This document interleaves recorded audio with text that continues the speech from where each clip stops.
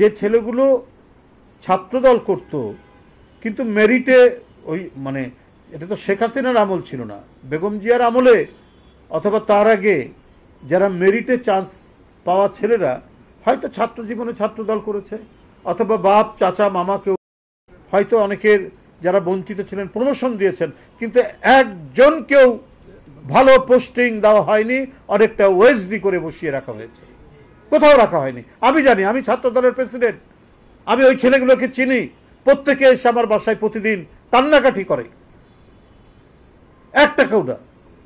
প্রথমে কিছু বসিয়ে রাখার পরেও এই মোখলেসুর রহমান তাদেরকে নানা মিথ্যা ব্লেম দিয়ে, অভিযোগ দিয়ে তাদেরকে সরিয়ে রেখে অনেকটা ওএসডির মতো তারা আছে, একবারে গুরুত্বহীন জায়গায়। আরেকটি বিশেষ রাজনৈতিক দলের লোকজনকে ডিসিএসপি বানানো হচ্ছে। আমি গুলি করে বলে দিতে পারবো